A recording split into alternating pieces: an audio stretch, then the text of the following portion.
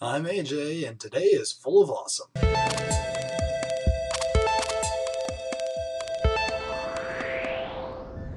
I mean, come on, it's extraordinary times. What do you expect? Well, awesome except for the first story anyway, which is about a murder kind of thing. So if you're kind of sensitive about that, you might want to skip to the next story, which you can do, by the way, by checking down the doobly-doo kind of thing, just so you know. Anyway, going over to Missouri, where a man has been accused of not only killing another man and dismembering him and trying to burn said remains, but when he was caught and there were witnesses, he started, well, reportedly throwing the arms of the dead man at the witnesses. Now, obviously, there's only two arms, so I guess you couldn't throw too much, but maybe a dismembered. I don't know. The wording's a little vague because, the information is still coming out about this, but at the same time, absolutely crazy. Is this guy on bath salts or what? Forecast for Missouri? Dismembered arms. And I forgot the next story isn't too great either. Well, I don't know. It depends on which side of things you're on. I first have a confession to make. I've never seen Anchorman. I'm sorry, it's on my list, whatever. But if you're into Anchorman at all, you'll know that Anchorman 2 is in production. It is undergoing filming right now and is getting forward. Unfortunately, they're having a bit of a setback in the fact that thieves have stolen over $300,000 worth of copper wiring and computer equipment from where they are currently filming in Georgia.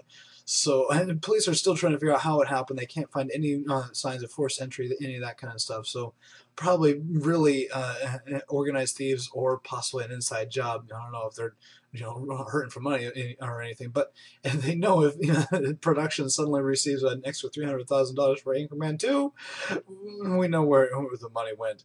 But probably not, especially since there's been other previous deaths from this place. So really, overall, probably just bad security. And now on to the awesome, specifically science awesome, because, well, a lot of awesome comes out of science.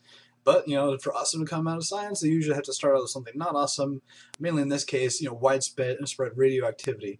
Now, especially even in this generation, we know the problems of radioactive spills, radioactive accidents, that kind of stuff. And so when something like this comes out, it's just awesome. And that is a new way to clean up radioactive spills that can really get things clean and going a bunch faster than anything else we've ever had. It's called graphene oxide. And basically what it is, you put in a solution, spread it over an area, the oxide that is dissolved in this solution then sucks up everything that's radioactive, clumps up, and then you can just kind of scoop it all up and go away with it. So it's just absolutely awesome. Not only that, it can be easily produced and mass produced. So massive step forward in cleaning things up. This may actually help, the Fukushima likely within the next year or two.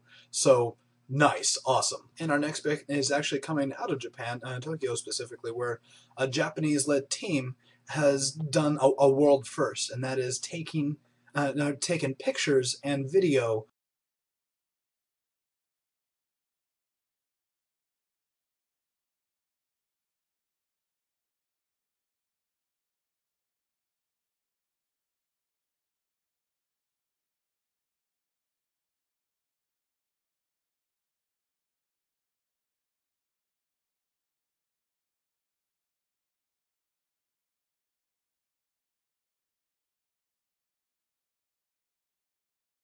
and today is just going to be an awesome science day. I just realized the rest of the stories are going to be science stuff too.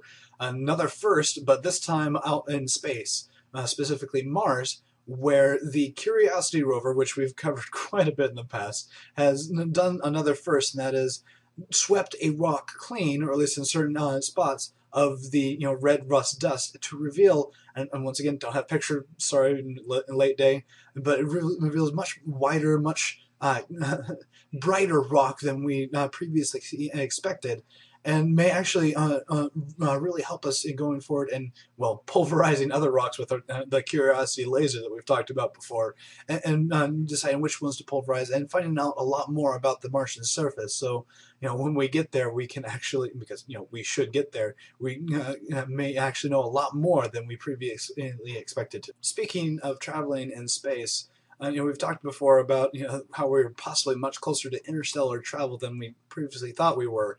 there comes a little problem with that, and that is trying to figure out where you are in space. You can't just do a GPS because, well, GPS is global positioning system. It only works on Earth.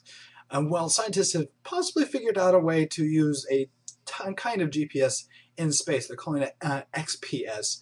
Basically, it would be using pulsars, which are kind of dead stars that kind of send off a consistent pattern of X-rays, each one unique and very stable in where they are in space, using those positioning to figure out where you are in space. Not only that, they could figure out where you are within 5 kilometers, which in outer space, that's pretty dang specific. So, and like I said, calling it XPS, this could be the future of positioning systems. All they need to do right now is make it smaller, because currently it's like the size of this house.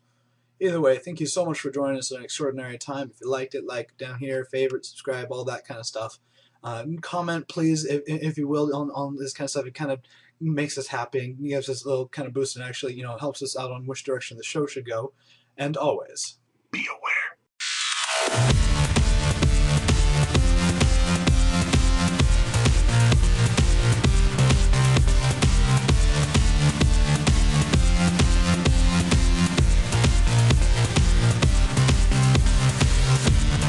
Across a large area, and someone is texting me, and I'm going to have to shut off my phone.